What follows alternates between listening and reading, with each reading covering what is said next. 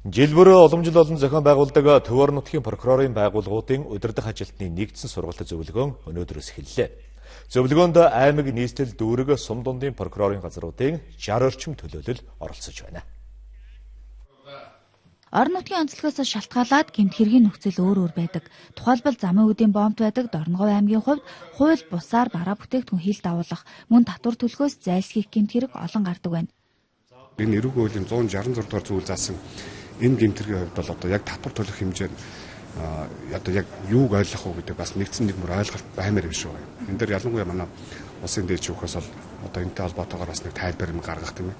За хууч бид нар одоо нэг мөр ойлголттой байх ийм их юм шиг. Магадгүй үүний цаана одоо сая хөдөлмөрөөс доод хэмжээ бас нэмэгдлээ тийм ээ. Одоо тэгэхээр 166 дугаар зүйл заасан гэмт хэрэг маань өмнө нь 24 сая төгрөгийн татвар төлөхөөс зайлсхийдэг байсан бол одоо 30 сая төгрөгийн татвар төлөхөөс зайлсхийсэн бол энэ нь өөрөө эрүүг хэрэг болно.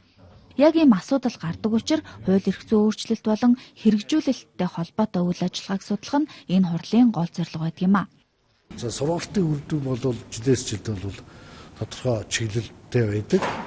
За үр дүнгийн хувьд бол бидэнд бол бас нэлээ шин сургах мэдээлэл болдог. Түүнээс бас гадна удирдах ажилтны арга барил болон ажлын одоо үр дүнд бол чухал нөлөө үзүүлдэг ийм чиглэлийн сургалтууд явагдаж байна.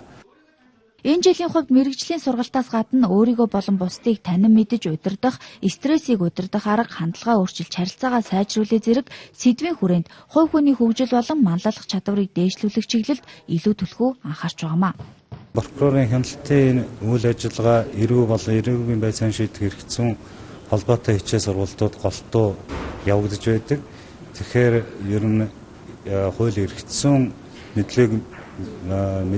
мэдээллийг өгөхөөсөө илүү бас энэ хувийн хөгжлийн байгууллагын нэгжийг удирдах байгаа улсуудын боловсрол мэдлэгийг дээшлүүлэх тал дээр анхаарах нь зүйтэй гэж үзэж энэ сургалтуудыг цаан байгуулж явуулж байна.